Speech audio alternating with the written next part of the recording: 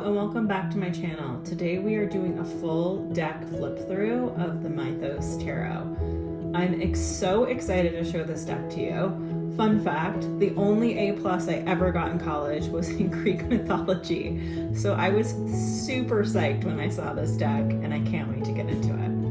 In the box, you're greeted with this huge guidebook. I love a good guidebook, you know this. And look at that, each card in color, even for the minors. I think that is amazing. It's published by Rockpool Publishing. They're a small publishing company out of Australia. Okay, luxurious. These have a nice glossy feel to them. They slide. And look at that gold edge. These feel like pure luxury. Here is the back of the card. And let's start getting into the deck review. To note as we go through, each of the cards is an image of a god or goddess within Greek mythology, and the name of the god or goddess is below.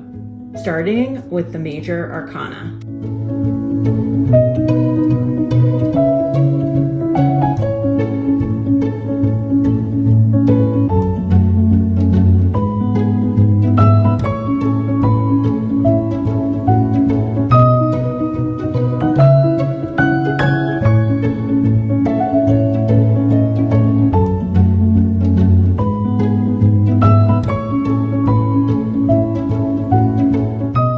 We have wands.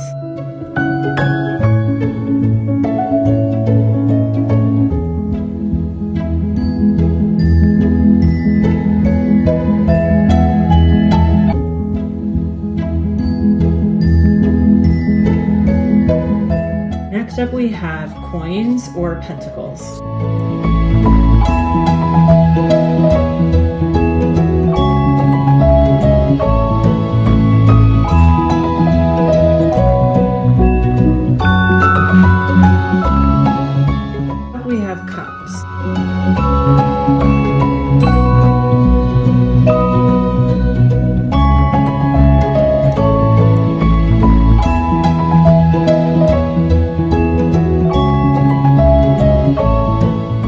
But definitely not least, swords.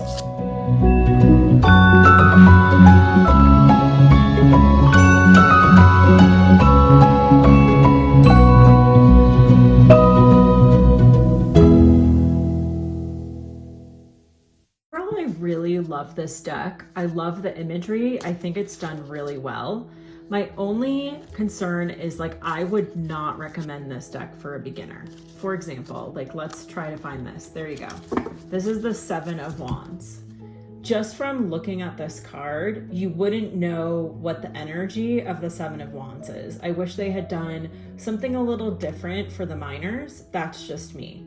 But I want to see what the guidebook says. Seven of Wands is Soteria, goddess of safety, salvation, and deliverance. A mysterious figure in the lore of gods, Soteria was the goddess of safety and preservation from harm, her name being evoked as a sanctuary. Risen, perseverance, defensiveness, maintaining control, setting boundaries, challenge. You may be finding unexpected competition in your life that perhaps you're the subject of another person's envy. Soteria, the goddess of safety and salvation, is here for an extra layer of protection against those who wish to challenge you. Find sanctuary with her calming arms because she knows you have the stamina and the strength to withhold, endure, and overcome, and is here to lend her own defensive strength. This is a side to hold your ground and stay true to your beliefs and what you value most.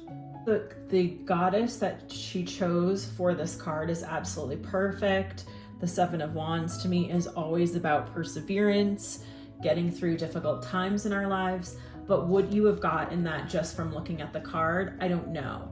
And so I would say that this deck is definitely for the advanced tarot card reader. Absolutely gorgeous, but for someone who's looking to go another layer deeper with their understanding of the tarot.